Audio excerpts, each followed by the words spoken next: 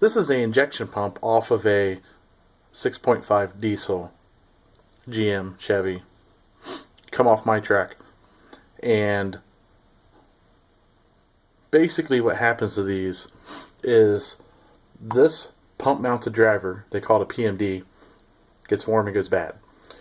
And the theory is this is mounted in front of the engine compartment, and this is mounted to the side of this pump that gets warm, and all the heat in the engine cavity helps make this get hot. And this on the back side has two transistors, and they get warm, get hot. There's a little plastic cover on there, but they get warm and they get hot. And this is metal, and it soaks up some of the heat. And I think in theory the concept is this is also metal, and it should also soak up some of the heat when it's mounted in there like so. But they fail, and they fail often.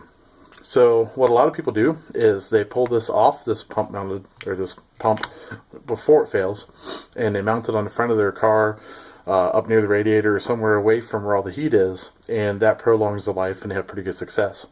Another option is SSDiesel makes a heat-sink mounted version of this, and you mount it on top of the engine, and that keeps it out of that cavity and keeps it off this pump and makes it stay cool. And a lot of people have good success with that.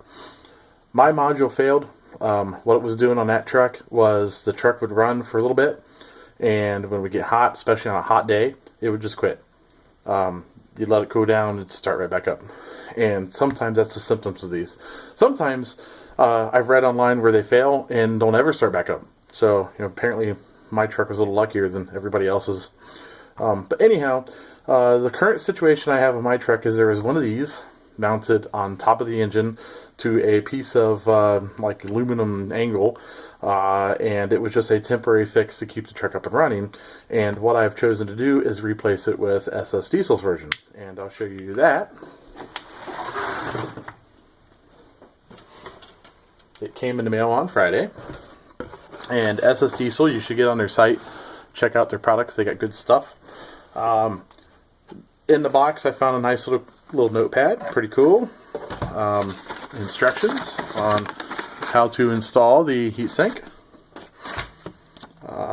Little brochures on some other items that they sell. Sales receipt. A bumper sticker, pretty cool.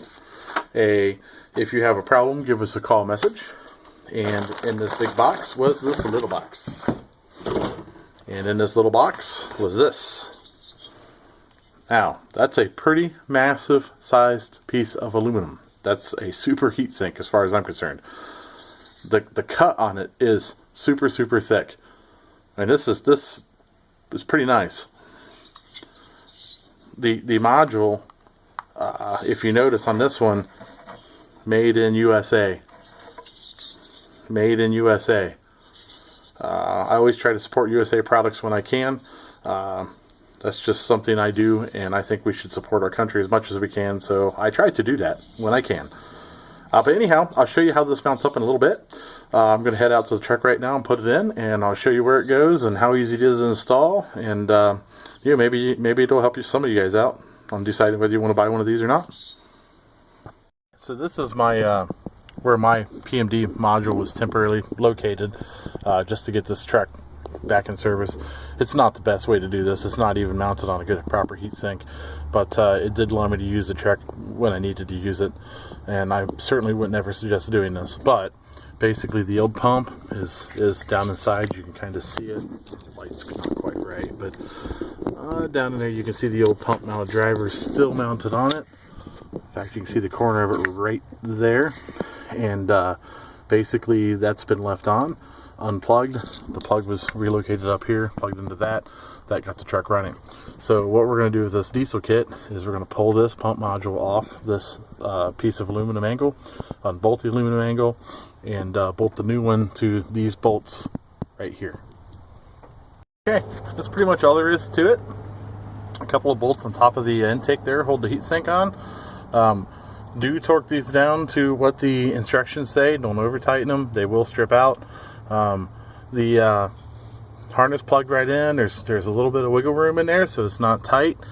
I did put the ground strap on. I highly suggest that. I know you're picking up a ground through here, but this just kind of ensures that you don't get some type of weird ground loop going on.